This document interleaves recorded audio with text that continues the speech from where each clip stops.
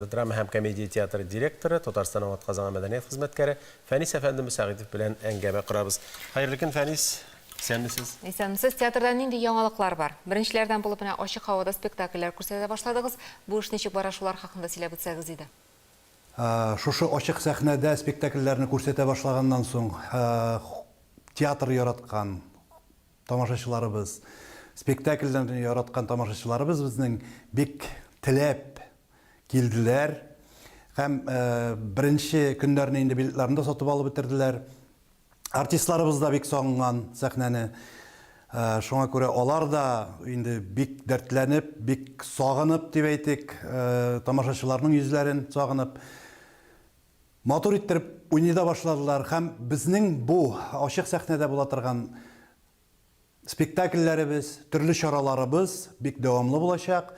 Безнең 20 августта үзебезнең бинабыздагы сәхнәбездә театр сезонын ачып та җибәрәчәкбез һәм шуннан соң да ачык сәхнәбез безнең эшләячәк әле.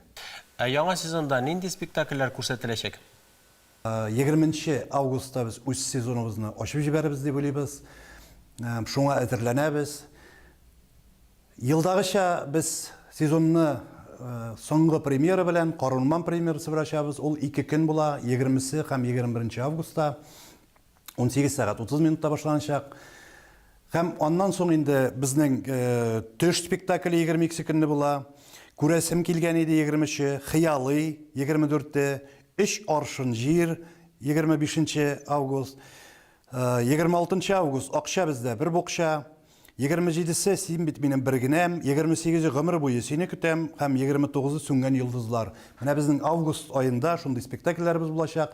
Бу елдагыча эшләнә торган безнең Татарстан көнне бүләгебез дә һәм килгән кунакларга күрсәтергә теләгән спектакльләребез дә шушы.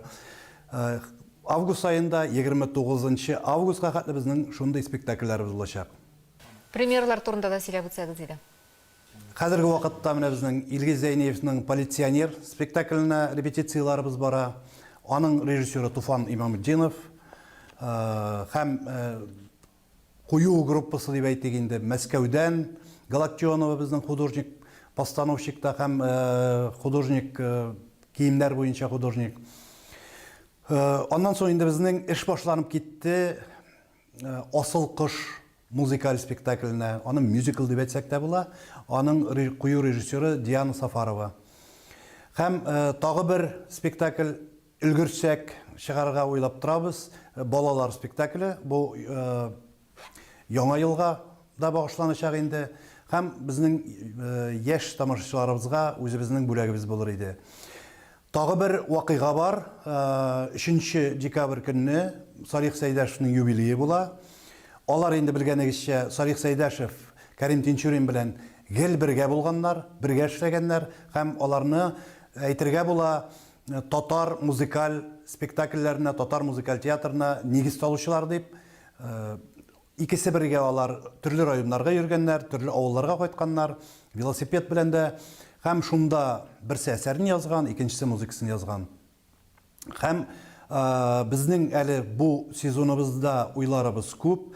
Безнең татар драматургия үзәге ясарга исәбебез бар. Менә безнең мәдәният министры Ирада Хафизяновна безне пандемияларга хәтле җыеп сөйләшкән иде инде.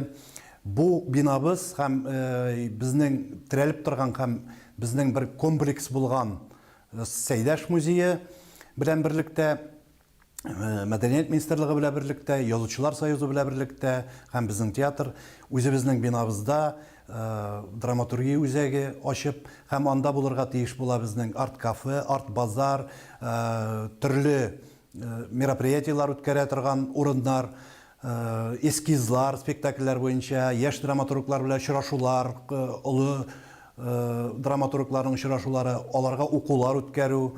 Менә шулай кайнап торырга тиеш була безнең театр бинабыз. Яңа проектлар арасында Уен Фест программасы да бар. Ул дәвам итәргә мөмкинме? Анысы турында ниләр уйлыйсыз? Без инде башта эшләдек видео язмалар, Төрле онытылган уеннар белән татар уеннары гына түгел, монда инде чуаш уеннары, мари уеннары, урыс уеннары, төрле уеннар, төрле милләтләрнең уеннарын кертеп, ишек алларында без балалар белән шул уеннарны менә хәзер бүгеннән башлап инде чыгара да башлыйбыз ишек алдына. Балалар белән безнең артистларыбыз чыгып, һәм аларны язма, видео язмалар булачак. Ул видео язмаларны интернет челтәрләренә без аннан соң урнаштырачакбыз. Фәнис әфәнде, тамашачыларыгызга теләкләрегезне дә җиткерегез инде. Мин бөтен тамашачыларында үзебезнең бинабызга шундый узак күрешмичә торган вакытлардан соң, пандемиядан соң, үзебезнең бинабызда тагын да күрәсем килә, һәм безнең артистларыбызның бик күрәсе килә сезне тамашачылар. Сезнең белән очрашуга хәтле, сезгә монда үзебезнең бинабызда бөтен мөмкинлекләр дә тудырылачак. Һәм безнең машина кую урыннары да бар. Безгә инде саклану чаралары да күренәчәк. Һәм шуңа күрә сезне чакырып калабыз. Үзебезнең бинабызда сезне яңа спектакльләргә көтеп калабыз. Рәхим итегез. Тинчурин театр коллективына уңышлар телибез, һәм инде спектакльләр офлайн режимга күчкән кебек, без дә театр коллективы белән, артистлар белән студияда офлайн очрашулар үткәрә алырбыз дигән өметтә калабыз.